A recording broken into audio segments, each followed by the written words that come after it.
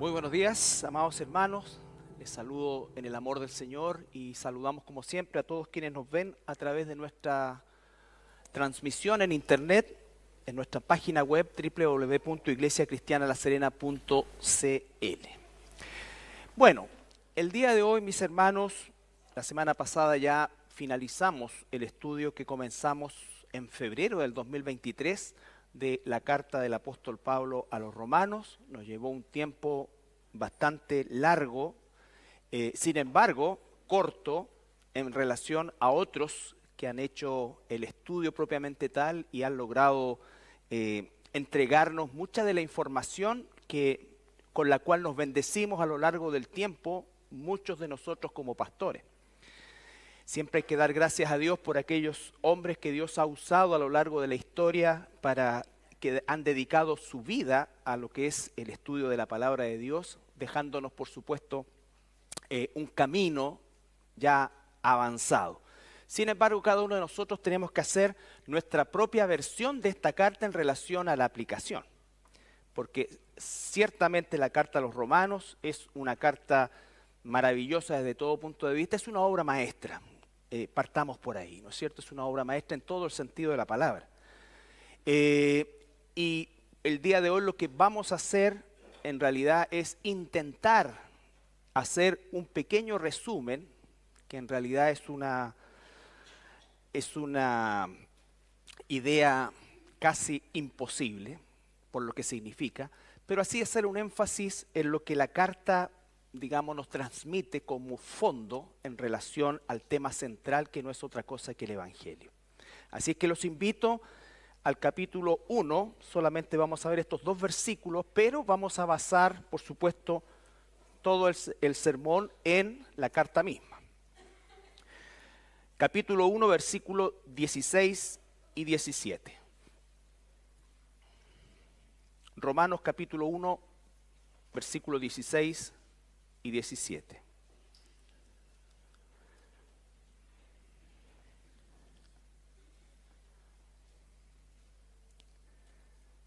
Bien, dice así la palabra del Señor. Porque no me avergüenzo del Evangelio, porque es poder de Dios, para salvación a todo aquel que cree, al judío primeramente y también al griego. Porque en el Evangelio la justicia de Dios se revela por fe y para fe, como está escrito, mas el justo por la fe vivirá. Padre, esta mañana venimos delante de ti con el firme propósito, Señor, de obtener de esta carta maravillosa que hemos revisado ya casi por 3 años y que el día de hoy, Señor, oficialmente concluimos con este resumen que esperamos pueda, Señor, sentar las bases de un estudio personal, de ser el inicio de un estudio personal de esta carta, porque ciertamente esta carta bendijo a esa iglesia en Roma, sus primeros destinatarios, y nos sigue bendiciendo a nosotros hasta el día de hoy y hasta el día que tú vuelvas. Gracias, Padre amado, en el nombre de Jesús. Amén. Bueno, como dije, la carta a los romanos es sin duda alguna una obra maestra. Muchos la definen como una teología sistemática abreviada, entre comillas. Cuando nosotros estudiamos ciertos libros de teología sistemática, normalmente nos encontramos con libros con mínimo 200 páginas. Pero Romanos, o el apóstol Pablo, por supuesto inspirado por el Espíritu Santo, logra la maravilla de, en 16 capítulos, que es extenso para lo que él escribió en general, logra captar la esencia de lo que es la doctrina cristiana de principio a fin. Doctrina basada, por supuesto, en el Evangelio, en todos sus aspectos, porque aunque llevemos 30, 40, 50 años o un mes como hijos de Dios, la carta a los romanos y el Evangelio sigue siendo el tema central de nuestra vida, de nuestra predicación, de nuestro existir. Todas las doctrinas que estudiamos se derivan del Evangelio. Sin el Evangelio no existe el cristianismo. Sin el Evangelio no existe la iglesia. Sin el Evangelio no hay salvación. Y por eso es que esta carta es tan importante que nosotros, esta es la tercera vez que en estos 30 y tantos años he podido predicar la carta a los romanos y sin duda alguna es una carta que nos sigue entregando información y lo más importante, formación. Porque no es solo, como dice la palabra, el oír, sino que es el hacer lo que la palabra nos dice.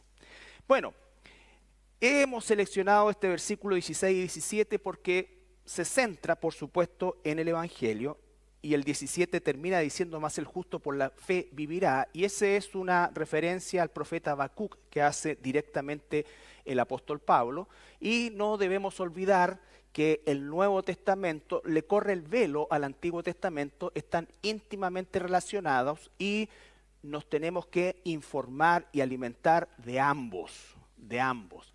Ahora bien, el apóstol Pablo en el capítulo 1 se presenta en el versículo 1 y 2.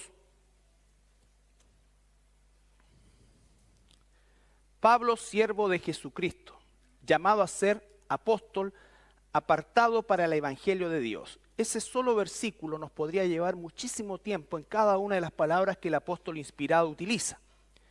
Y el versículo 2 dice que él había prometido antes por sus profetas. Ahí está la conexión, no olvidemos nunca. El evangelio no es un tema del Nuevo Testamento, el evangelio es un tema de toda la Biblia.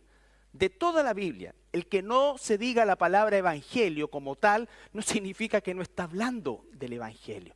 Desde el Génesis 3, versículo 15, recuerda cuando el Señor promete que de la simiente de la mujer, vale decir, un ser humano que vendría a este mundo, ese ser humano que por supuesto Adán no sabía quién era, y a lo largo de todos los siglos los profetas escudriñaron quién era, cómo iba a ser, cuál iba a ser el tiempo, ese ser humano es el que se nos presenta en el Nuevo Testamento, y es la persona de nuestro Señor Jesucristo, quien nació por obra del Espíritu Santo de una forma virginal, sobrenatural, y que por cierto no cometió pecado, y por sobre todas las cosas ese ser humano no solamente era un ser humano perfecto, sino que era Dios encarnado.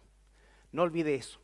Muchas religiones no niegan la divinidad de Jesús, pero niegan su condición de Dios.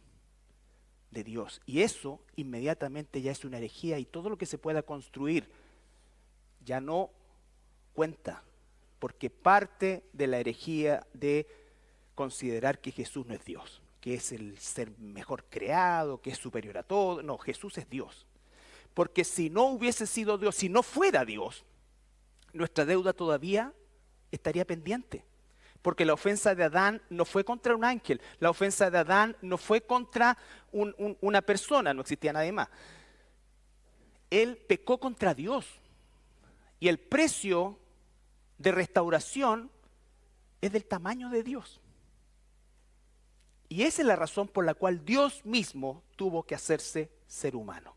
Por eso se le llama también en este mismo libro el segundo Adán. Entonces, ahora bien, el apóstol Pablo nos va a hablar a lo largo de toda esta carta acerca del Evangelio. Recuerden que esta carta, en términos generales, fue escrita en la ciudad de Corinto, alrededor del año 56, 57 o 58. Ya Pablo tenía casi 30 años como ministro, misionero, y Pablo escribe esta carta a una iglesia que él no había fundado, a una iglesia que él no conocía, que nos manifiesta claramente, tiene un deseo inmenso de conocerlos para ser bendecido y bendecirlos a estos hermanos. Reconoce la, entre comillas, fama, por decirlo de alguna manera, el testimonio de esta iglesia a lo largo de todo el imperio. Y Pablo tenía muchas ganas de conocerlos. Sin embargo, el conocerlos era parte de su plan, que probablemente no lo sabemos, al parecer nunca se concretó, que era finalmente llegar a España, que era el límite occidental del imperio. Entonces, él quería pasar, recuerden que los viajes en aquel entonces implicaban muchos meses en el mar, pero también en los lugares donde llegaban, también muchos meses esperando el mejor tiempo para continuar. Por lo tanto, él pretendía hacer un alto de varios meses seguramente en Roma y compartir con los hermanos a lo largo del tiempo, y más adelante nos damos cuenta que efectivamente llegó, pero pagado por el imperio, es decir, preso, ¿no es cierto? El imperio corrió con los gastos del viaje. Entonces, llega y finalmente es decapitado en Roma. Pero el deseo de él era ese. Él dice, ya no tengo más lugares, se me acabó todo lo que había acá en el Ilírico, entonces necesito ir a otros lugares. No quiero hablar ni predicar el evangelio donde ya otros hermanos lo han predicado. O sea, Pablo tenía un sentido de urgencia, de contactarse con los perdidos para comunicar justamente este evangelio. Ahora, el evangelio, bueno, la palabra evangelio es una palabra de traducción anglosajona que en el fondo significa una buena historia. Esa es la traducción real de la palabra. Pero en el griego, que es el idioma en que se escribió el Nuevo Testamento, la palabra evangelión significa una buena noticia en particular, no una historia, una buena noticia.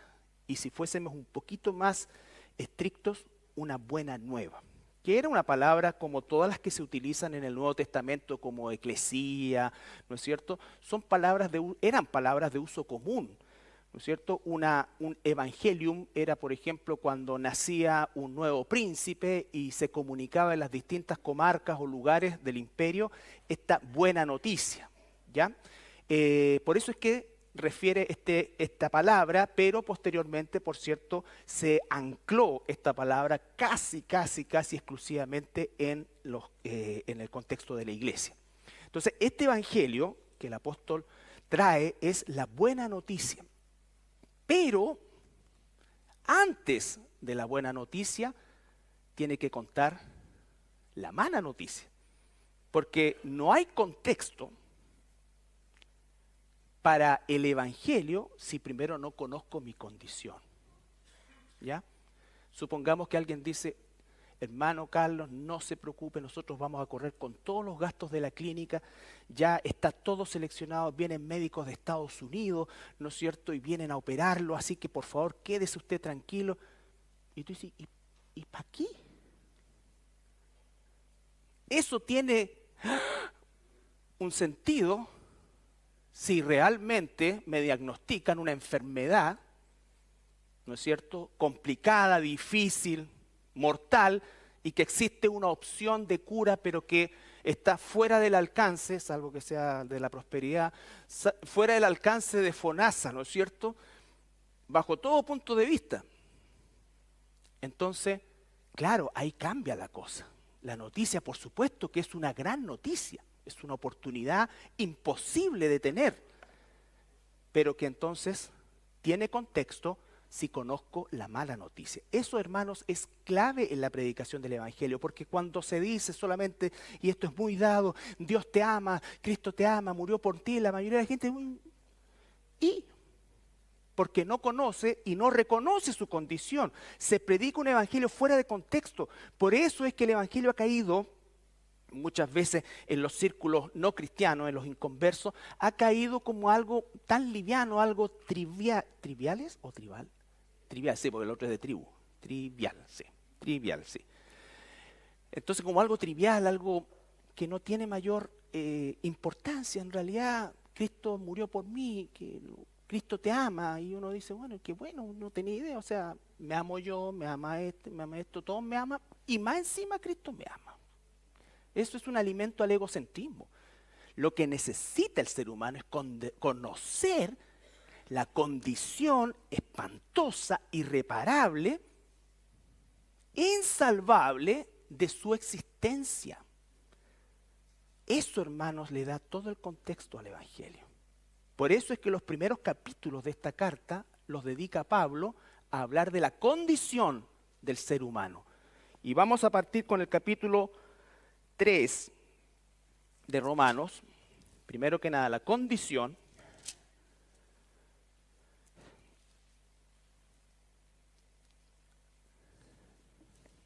Recuerde que también Romanos es una explicación del evangelio para judíos y griegos, que era la gran división que existía en aquel entonces en la iglesia. Romanos capítulo 3, versículo 9 al 12. ¿Qué pues? ¿Somos nosotros mejores que ellos? Refiriéndose a esta comparación entre judíos y gentiles. En ninguna manera, pues ya hemos acusado a judíos y a gentiles que todos están bajo pecado. ¿Por qué? Porque hasta el día de hoy muchos consideran, ahora en la cultura y en la religiosidad judía, entre paréntesis, no existe este concepto de salvación. Ellos no tienen una necesidad de salvación. ¿Por qué? Porque son judíos. Obviamente eso no es así. Por eso es que el apóstol Pablo, un judío de judío, es tan relevante lo que está diciendo. Y a gentiles, que todos están bajo pecado. Como está escrito, no hay justo ni aún uno. ¿No es cierto? Ni tu abuelito, ni tu papá, ni San Jacinto. No, no hay justo ni aún uno. No hay quien entienda. O sea, no hay quien entienda. Esto no tiene que ver con algo intelectual, tiene que ver con algo espiritual. Si no hemos nacido de nuevo, jamás entenderemos el Evangelio. Por eso dice que el Evangelio es locura para los que se pierden. Entonces dice, no hay justo ni aún uno, no hay quien entienda, no hay quien busque a Dios. Ah, yo siempre he buscado a Dios. No, pero a tu Dios, no al Dios verdadero. Porque cuando te presentan al Dios verdadero, lo rechazas. Lo rechazas. Dices que yo no puedo renunciar a mi virgencita, yo no puedo renunciar a esto. Yo no puedo renunciar a esto. Todos se desviaron, a una se hicieron inútiles. No hay quien haga lo bueno, no hay ni siquiera uno. Lo bueno delante de Dios, bajo el estándar de Dios. Lo bueno entre nosotros, por supuesto que siempre va a haber alguien peor que yo y alguien mejor que yo, ¿ya?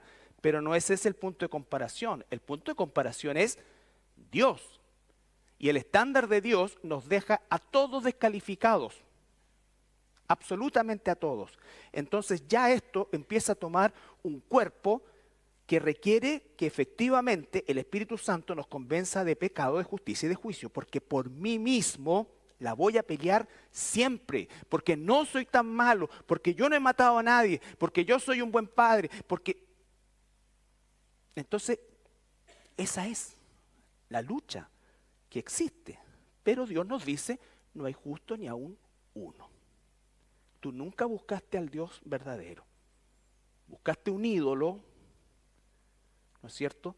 Y tal como dice la Escritura en este mismo libro, que cambiaron la gloria de Dios por la adoración a imágenes, a lo que fuera, que no me exigiera mucho. O sea, si tú le hablas a una estatua hoy día y si Dios te da vida 20 años más, la estatua sigue ahí. Entonces le puedes prometer, le puedes fallar, todo es una estatua, o lo que sea. Pero al Dios vivo no. Entonces, todos pecamos, todos, no hay justo ni aun uno. Ahora el mismo capítulo 3 y el versículo 23, por cuanto todos otra vez pecaron, y están destituidos de la gloria de Dios. Esa es la condición del ser humano. Y estar destituido de la gloria de Dios significa estar expuesto al castigo eterno. Esa es la realidad. Si tú encuentras que Dios es injusto, bueno, puedes mandarle un mail o algo y que Él te dé la explicación. Pero Dios no es injusto porque todos somos pecadores. Los injustos somos nosotros. Los injustos somos nosotros. Capítulo 5, versículo 12. Nos va a explicar históricamente cómo es que entró el pecado en la humanidad. Capítulo 5, versículo 12. Por tanto, como el pecado entró en el mundo por un hombre y por él el pecado, y por el pecado la muerte. Así la muerte pasó a todos los hombres por cuanto todos pecaron. ¿No es cierto? Nosotros hemos heredado eso. Puedes reclamar, puedes encontrar injustos, pero no puedes cambiar la realidad. Somos pecadores. Y estamos destituidos de la gloria de Dios. Nuestros actos no son justos delante de Dios. Es posible que sean justos delante de los hombres, pero no son justos delante de Dios porque el estándar de Dios es cero pecado, perfecto. En todo el sentido de la palabra, mentalmente, emocionalmente, espiritualmente, todo, perfecto. Jesús ni siquiera se le atravesó un mal pensamiento. ¿Ya? Y nosotros estamos condenados, nuestra propia realidad nos condena. ¿No es cierto? ¿Cuántas veces tú puedes tener cara de caballerito o de señorita, pero por dentro estás pensando en un verdadero infierno frente a alguien o frente a algo? ¿O me pasa a mí nomás? Bueno, a todos nosotros. Entonces ya eso nos deja inmediatamente claros nuestra condición. Nuestra condición. Y por eso es que tiene tanto éxito la religiosidad, porque la religiosidad implica cumplir ciertas cosas y parecer. Pero el cristianismo no se trata de parecer, se trata de ser. Lo que está afuera es fruto de lo que está dentro. Y no puedo hacer las obras de Dios si Dios no está en mí. Ese es el nuevo nacimiento. Entendámoslo de una buena vez. Pero ¿cómo esta persona que era tan buena? Era ateo, pero era tan bueno. Era mejor que muchos cristianos que conozco. Probablemente sí, en el plano humano. Pero delante de Dios, ¿qué vamos a hacer? Si tú comparas lo que hizo David con lo que hizo Pedro, no hay comparación en cuanto al nivel de pecado, humanamente hablando. O sea, David era para secarlo en la cárcel, pero era el hombre conforme al corazón de Dios. ¿No es cierto? Conforme al corazón de Dios. Y Pedro también. Entonces, no miramos, por supuesto que el pecado humano tenemos que evitarlo y luchar. ¿Por qué? Porque produce consecuencias para nosotros mismos. No le hace daño a Dios. Nos hace daño a nosotros mismos. Cuando yo peco, daño a unos, a otros, mi familia, lo que sea. Hay consecuencias. Pero no es que nosotros consideremos que nuestra forma de vivir, nuestra forma de actuar por sí sola puede alcanzar salvación. ¿Ya? Bien, entonces seguimos. Vamos a ver justamente a David, solamente un versículo en el capítulo 51 del Salmo, Salmo 51.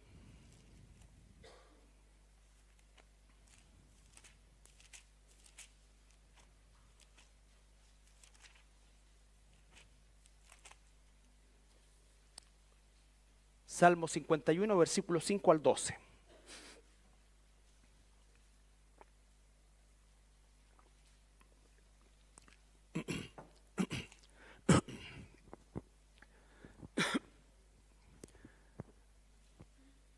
Salmo 51, versículos 5 al 12. He aquí en maldad he sido formado y en pecado me concibió mi madre. No significa que la madre de David fue adúltera, no es eso lo que estamos pensando, ni era una niña de la vida, no. Era una pecadora, y lo que produce un vientre pecador es un pecador. Y así por los siglos de los siglos hasta que el Señor nos cambia. He aquí tú amas la verdad en lo íntimo, y en lo secreto me has hecho comprender sabiduría. Le hizo comprender sabiduría. Y fíjense el resultado de comprender sabiduría. Purifícame con hisopo y seré limpio. ¿Por qué? Porque nos damos cuenta de quiénes somos.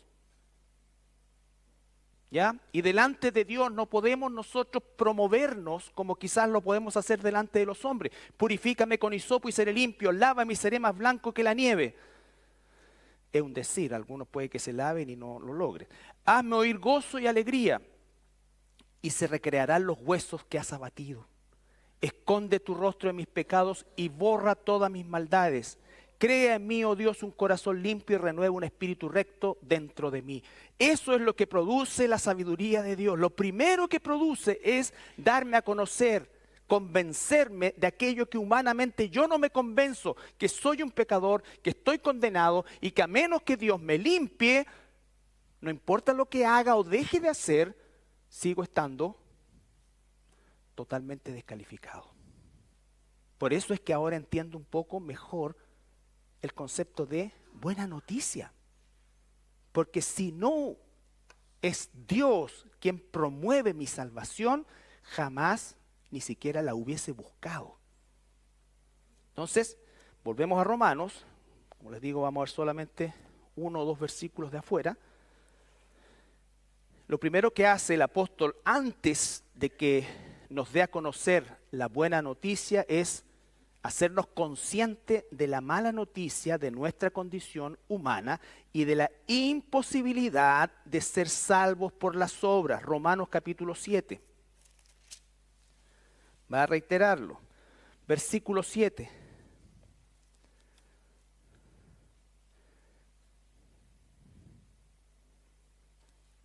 ¿Qué diremos pues? ¿La ley es pecado? En ninguna manera. El problema no es de la ley, el problema es mío. Pero yo no conocí el pecado sino por la ley, porque tampoco conociera la codicia si la ley no me dijera, no codiciarás. Saltamos al versículo 21. Así que queriendo yo hacer el bien, hallo esta ley, que el mal está en mí. Porque según el hombre interior me deleito en la ley de Dios. Y ahora ya está hablando de un cristiano, porque nosotros nacemos de nuevo, pero nuestra naturaleza caída sigue existiendo y por lo tanto es ahí donde recién ocurre la lucha espiritual. Quien no ha nacido de nuevo no tiene lucha espiritual, porque cuando está muerto en delitos y pecados es esclavo del pecado. Nosotros hemos sido liberados de esa condición y por lo tanto tenemos conciencia y esa es la lucha espiritual. Pero no es para estar echando chamuco de ahí llamando, no.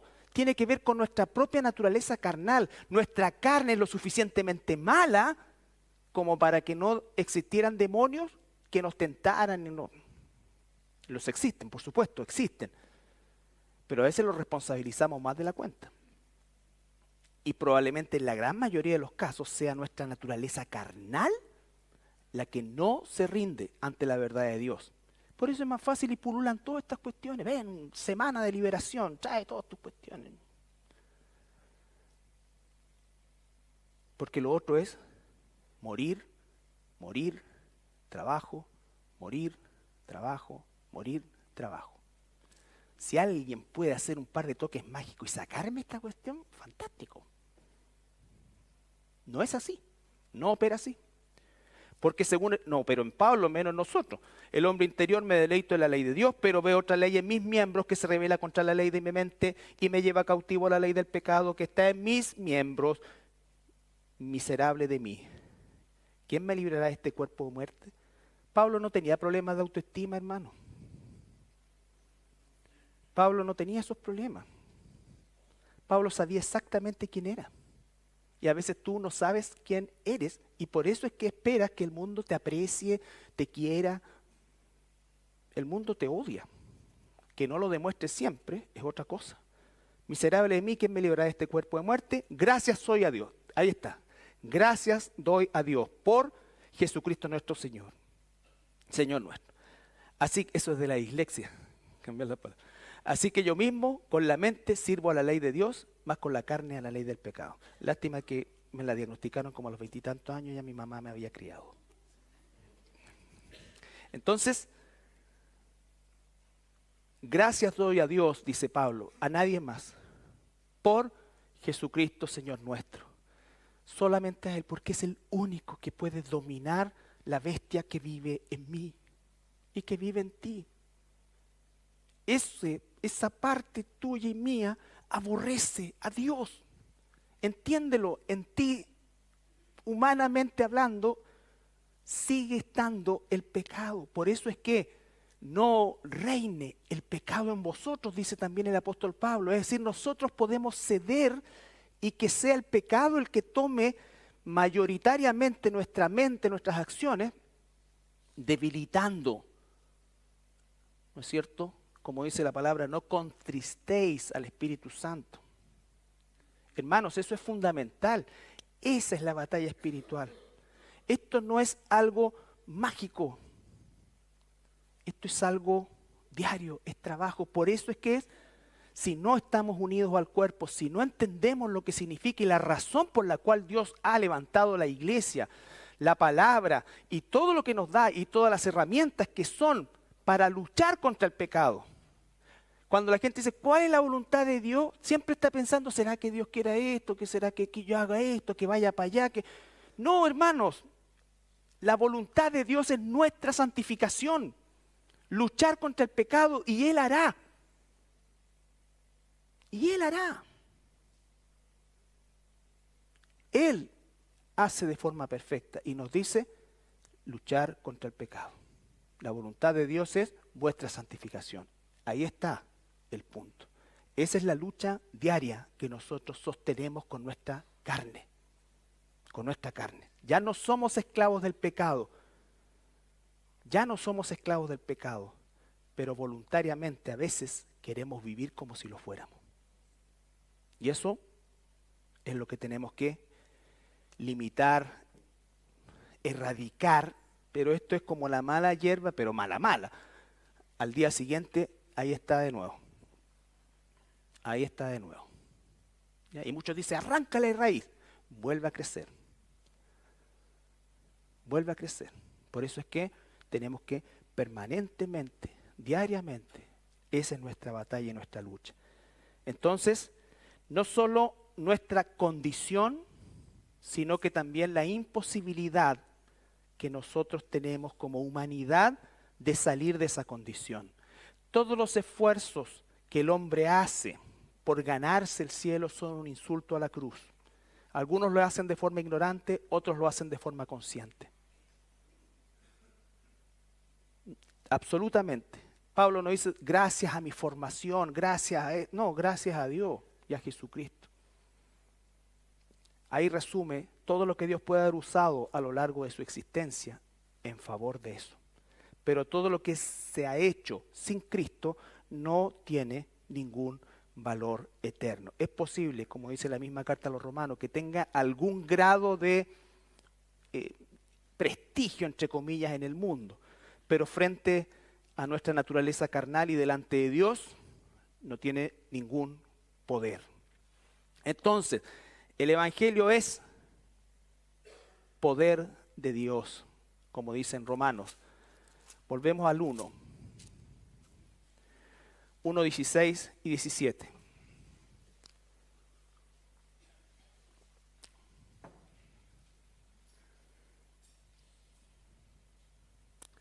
Porque no me avergüenzo del Evangelio. ¿Por qué se avergonzaría Pablo del Evangelio? ¿O por qué usaría esta palabra? ¿Sabes por qué? Porque siempre el mundo ha considerado que el Evangelio no puede ser porque es una cuestión muy fácil. ¿Cómo hacer puro creer? ¿No es cierto? Todos presentan, mira, si tú haces esto, si tú haces esto, si tú... Entonces, es como, yo no hago nada. No haces nada. Después tienes que trabajar en tu santificación, pero el Evangelio no tenemos nosotros ninguna injerencia. Es como cuando Jesús le dice a Nicodemo, tienes que nacer de nuevo.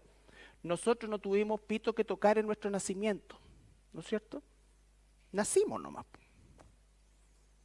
Lo mismo, nosotros nacemos nomás espiritualmente. No tenemos facultad ni potestad sobre ese evento. Y eso resulta vergonzoso para muchos que dicen, pero ¿cómo? O sea, es tan fácil esta cuestión. Por eso es que anda tanta gente que se dice cristiana pero vive como mundana. Ahí hay dos problemas. El primero es que hay muchos que dicen ser cristianos, incluso que han asistido, incluso que se han bautizado, pero nunca se han convertido. Porque la conversión se ve en el tiempo. Por eso que nosotros no hablamos, se convirtieron 10 personas. No. Hicieron una decisión 10 personas después de escuchar el Evangelio, de estar conscientes de la información que se les entregó y se bautizaron. Si son convertidos, se va a ver en el tiempo. ¿Por qué? Por los frutos. Tú no plantas un árbol y al otro día tienes el fruto. No, hay un proceso. Y el buen árbol siempre va a dar buen fruto y el mal árbol siempre va a dar mal fruto. Así que tenemos nosotros, sobre todo en la cultura evangélica, están dados, hermano, hermanita. El otro viene saliendo de misa y le decimos hermanito. Porque vino un par de veces para acá. ¿Se entiende? Entonces, es nuestra realidad. Tenemos que pensar, no ser automáticos en esto. Pensar. No ponerle un juicio a las personas, pero son los frutos los que determinan si alguien verdaderamente ha sido convertido y ha nacido de nuevo, hermanos. Porque a pesar de los pecadores que podemos seguir siendo, en el sentido mental, espero no en el sentido práctico, la lucha espiritual tiene un fruto. Nadie que verdaderamente ha sido convertido disfruta el pecado o le da lo mismo. Eso es imposible. En dos palabras, imposible. Entonces, porque no me avergüenzo el evangelio, dice, porque es poder del hombre, no, porque es poder de Dios para salvación. Aquel que cree, el judío primeramente y también el griego. Los judíos aprendieron que por su raza, etnia, sangre, no son salvos por la misma forma en que no somos nosotros los gentiles, Cristo. Porque en el Evangelio la justicia de Dios se revela por fe y para fe. Como está escrito, el justo por la fe, más el justo por la fe vivirá. Ahora vamos a pasar rápidamente a las consecuencias maravillosas de eso. La provisión de Dios. La provisión de Dios. Ahí mismo en Romanos 3, volvemos a Romanos 3, 23 en adelante. Por cuanto todos pecaron y están destituidos de la gloria de Dios, siendo justificados gratuitamente por su gracia. Cada palabra de esa, hermanos, es de una profundidad grande. Siendo justificados gratuitamente por su gracia, mediante la redención que es en Cristo Jesús. Todo comienza con Él, todo sigue con Él, todo termina con Él. A quien Dios puso como propiciación, propicio, por medio de la fe en su sangre, para manifestar su justicia a causa de haber pasado por alto en su paciencia los pecados pasados en Cristo. ¿No es cierto? Gratuitamente. No tengo que hacer algo yo. Él ya lo hizo. Yo no mejoro el sacrificio. Yo recibo la bendición y el resultado de ese sacrificio. Mi pecado es cubierto con la sangre de nuestro Señor Jesucristo. Si tú quieres llegar al final de tus días luchando por pagar tu propio pecado, te vas a llevar una sorpresa horrible. Incluso en aquel día, como dice Mateo, muchos van a decir, Señor, en tu nombre hicimos. Pero nunca fuiste. Nunca fuiste.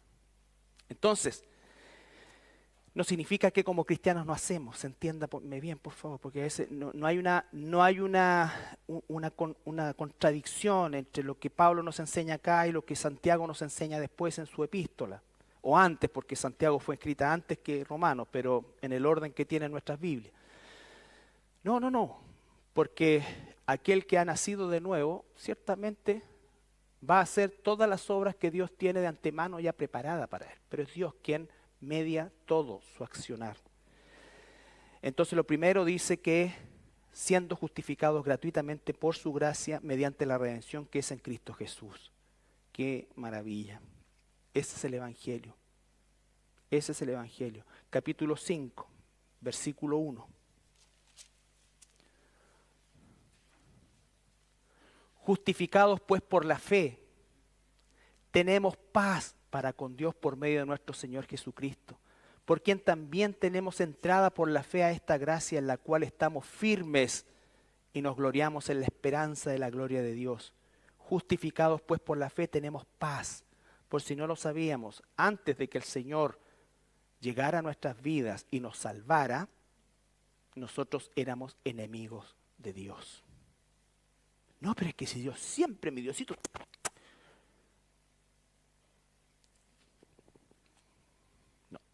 Incluso puede que haya sido sincero, Pero eso no significa que es efectivo. Es como que no, si, oye, es una cuestión, son súper sinceros. ¿Y qué tiene que ver eso? O sea, la sinceridad no es sinónimo de salvación. La sinceridad no es sinónimo de estar bien. A veces parece terquedad más que sinceridad. Entonces, no. Somos, ¿no es cierto? Tenemos paz para con Dios por medio de nuestro Señor Jesucristo. Por quien también, nuestro Señor Jesucristo, tenemos entrada por la fe a esta gracia. ¿Por qué? Porque Él pagó por mí. En la cual estamos firmes y nos gloriamos en la esperanza de la gloria de Dios. O sea, lo venidero es lo que nos produce a nosotros gozo, alegría. ¿No es cierto? Entonces, Él es nuestra propiciación, gratuitamente por su sangre nos salvó, nos perdonó, y entonces estamos en paz con Dios. Ahí mismo el capítulo 10, versículo 12. Perdón. 12, 17.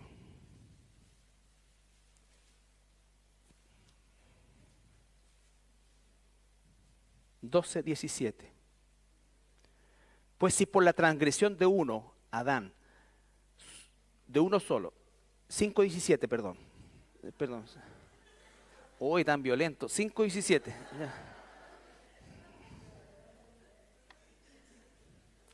5:17. ¿Estamos ahí? Bien. ¿Estamos ahí?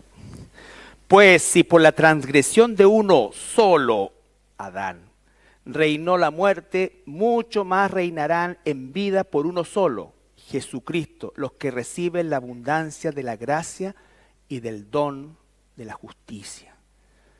El pecado entró por Adán y a través de Cristo nosotros somos perdonados. Por eso se le llama también acá el segundo Adán. Ahora sí, Romanos 10.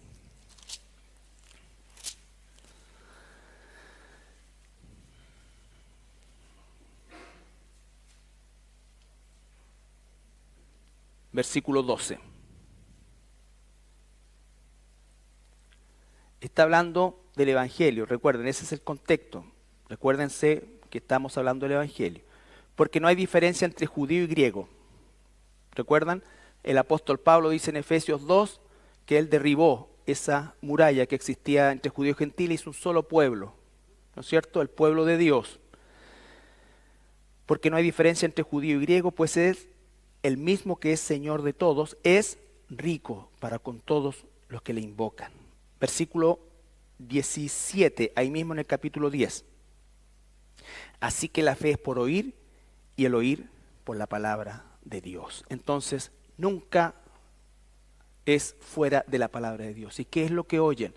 Primero, la mala noticia, que la palabra de Dios, recuerden que la gente, toda la cultura, sobre todo en este tiempo que vivimos, ya hace algunas décadas atrás, hay una obsesión por la búsqueda de la felicidad. Y no significa que uno tenga que vivir una vida amargada, hermano.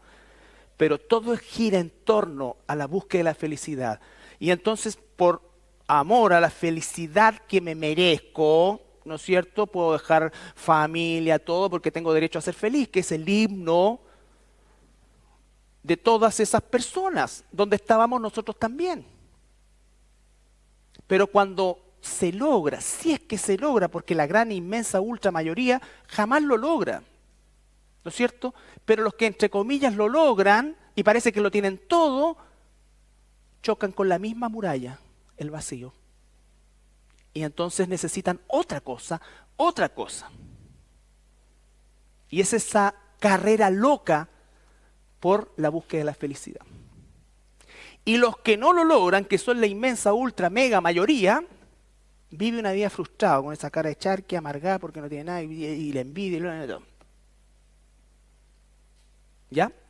Si yo tuviera, si yo fuera. Todo. Todos dicen, oye, no, si yo fuera esto, yo, pucha, no metería las manos y todo, y daría esto, y haríamos hospitales y todo. Nos robaríamos igual, si somos malos. Que va a llegar y ahora va a cambiar. No, van a robar igual.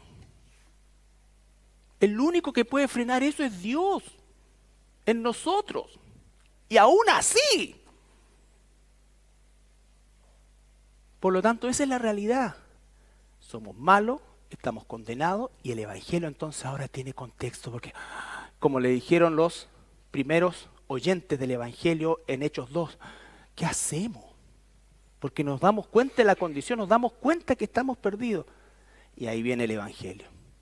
¿No es cierto? Viene el Evangelio. Ahora, algo maravilloso. Romanos 8, 28 al 39.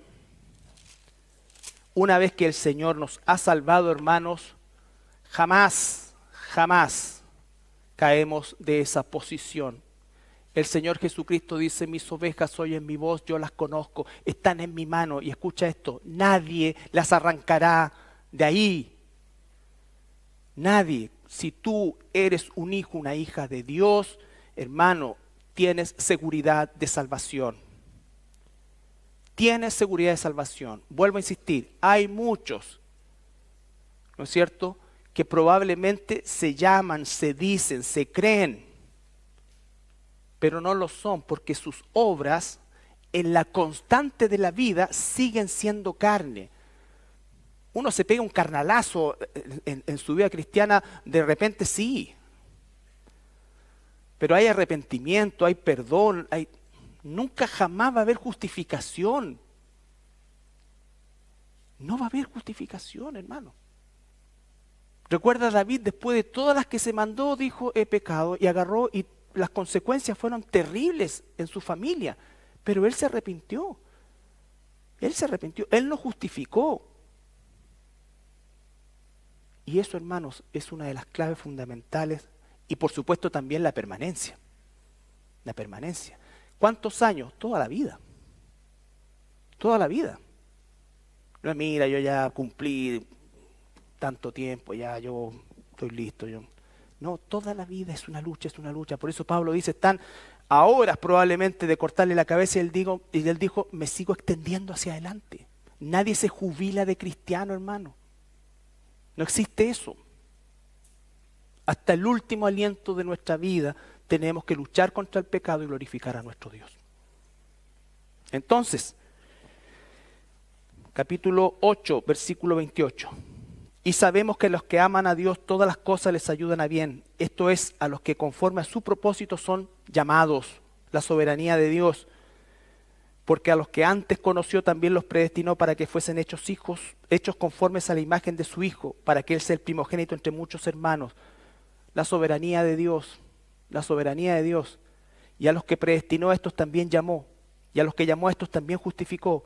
Y a los que justificó a estos también glorificó. Todo el proceso es de Dios. ¿Qué pues diremos a esto? Si Dios es por nosotros, ¿quién contra nosotros? El que no escatimonia a su propio Hijo. Por eso es una herejía enseñar que la salvación se pierde. Es una herejía, es un abuso mantener a la gente esclava de algo, de alguien, de una iglesia, de un lugar, de donde sea, amenazándolos de que van a perder su salvación. Yo no tengo poder, no tuve el poder para ganarla y no tengo ni siquiera el poder para perderla. ¿Se entiende?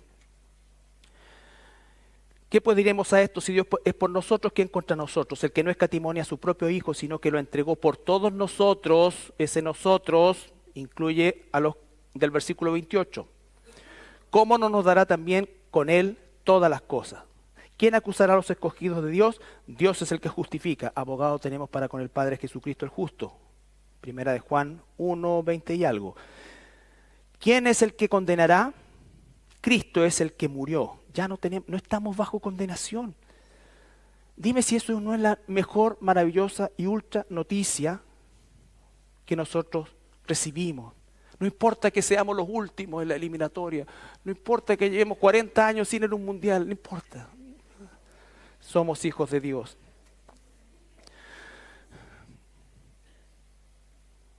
¿Quién es el que condenará? Cristo es el que murió, más aún el que también resucitó, el que además está a la diestra de Dios y el que también intercede por nosotros. sale arrancando de un lugar si te dicen, el Señor se me apareció. No, el Señor ya vino, el Señor está sentado a la derecha del Padre y sabe lo que está haciendo ahí, intercediendo por nosotros, no por los inconversos. ¿Sabes quiénes tienen que interceder por los inconversos? Tú y yo. Tú y yo. ¿Quién nos separará del amor de Cristo? Tribulación o angustia, persecución o hambre o desnudez o peligro de espada. Una de las cosas buenas que sucede muchas veces en la historia cuando a los cristianos los empiezan a perseguir, porque ese es el coladero divino, ¿no es cierto? Porque se quedan los que son. ¿Ya? ¿No nos ha pasado? Todavía. Como está escrito, por causa de ti somos muertos todo el tiempo, somos contados como ovejas de matadero. Antes, en todas estas cosas, ¿cuáles cosas? Tribulación, somos más que vencedores. ¿Por mis esfuerzos? No, por medio de aquel que nos amó. Por lo cual estoy, escucha esto, seguro de que ni la muerte, ya no ya porque tenemos vida eterna, ni la vida, nuestra vida está escondida en Él, ni ángeles, ni principado, ni potestades, ni lo presente, ni lo porvenir, ni lo alto, ni lo profundo, ni ninguna otra cosa creada nos podrá separar del amor de Dios que es en Cristo Jesús, Señor nuestro. Entonces, hermano, hermana, gózate en el Señor, porque somos hijos de Dios, porque hemos sido librados de la condenación. No debe haber o no debiera haber motivo de mayor gozo diario para nosotros, aún en medio de las tristezas naturales que como seres humanos vamos a experimentar. Nada de eso pudiera siquiera opacar quienes somos. Enfermedad, ni la muerte. Para mí el vivir es Cristo y el morir es ganancia. El cristiano dejamos de tenerle miedo a la muerte. Existe una ansiedad natural, pero otra cosa es el miedo. No podemos ya tener miedo, no debemos tener miedo. Claro que uno se pone ansioso si te diagnostican algo y te dan 2 o 3 meses, bueno, aprovecha a arreglar todas tus cosas para que no quede la crema después que partas, pero fuera de eso, nada más. Hay círculos donde la muerte tú no la puedes nombrar porque la gente vive como si no fuera a morir nunca. Y vamos a morir. O el Señor viene por nosotros antes, no lo sabemos. Pero hasta aquí, ¿no es cierto? La alternativa A está vigente. Está vigente. No importa si tienes 17 años, 20 años, 30 años, 80 años, 90 años. No. No. Agradecemos cada día, claro, pero no, Señor, porque ahora sí puedo cumplir mi sueño, por fin voy a llegar a hacerlo. No. No significa que no tengamos aspiraciones, ya saben, la cantaleta de siempre. Se trata de cuál es la motivación de tu vida. O sea, ¿qué es lo que finalmente, sabes por qué? Porque nada trajimos, nada nos vamos a llevar. Y si lo que Dios nos dio en esta vida no lo ocupamos para su gloria, ¿no es cierto? No lo ocupamos como una herramienta, un puente o lo que sea, entonces va a ser solamente hojarasca. Hojarasca. Tenemos seguridad de salvación. No porque yo lo diga, la Biblia lo dice. Todo aquel que diga que se pierde la salvación es un hereje. Que hay algunos que se llaman cristianos y no lo son, puede producir confusión. Pero quien ha nacido de verdad de nuevo, jamás, jamás de los jamases, puede perder su salvación. Y digo puede, porque aunque quisiera, ni siquiera, imagínate, potestad, o sea, el Señor ni me nombra, porque no tengo fuerza para nada. No hay poder en mí, en ti. ¿También allá arriba? Bien, ya. Pues que no tengo el poder de Pablo, pues si se cae Eutico, partiste nomás. Bien. Entonces, esta maravillosa carta concluye oficialmente el día de hoy y yo los animo, hermanos, a escudriñarla, a repasarla, a apropiarse de las promesas maravillosas que están ahí y sobre todas las cosas, a hacer de Romanos un hilo conductor de nuestra propia vida. Toda la Escritura es inspirada por Dios y es útil, pero ciertamente Romanos es una carta excelente que nos alinea de principio a fin en la motivación más grande que debe tener nuestra vida, el Evangelio. Nos ponemos de pie para orar.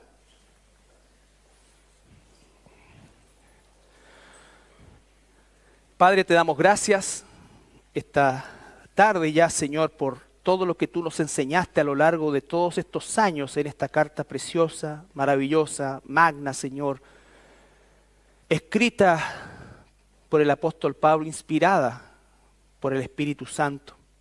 Una carta que desde Corinto fue llevada por una hermana fiel llamada Febe. Una carta que fue escrita en su estructura y en la letra, Señor, por el hermano Tercio, el amanuense de Pablo. Pero una carta donde está plasmada tu voluntad, donde está plasmado, Señor, tus propósitos y sobre todas las cosas, donde se explica tan preciosamente el Evangelio. Gracias, Señor Jesucristo, por tu obra en nosotros, Señor. Bendito Padre, oramos para que nuestras vidas cuenten en relación a lo eterno, Señor. Ciertamente nosotros somos pasajeros en este mundo y lo único que realmente va a quedar de todo lo que hagamos, Señor, es lo que hicimos para tu gloria. Gracias, Señor, te damos en esta tarde, en el nombre de Jesús. Amén.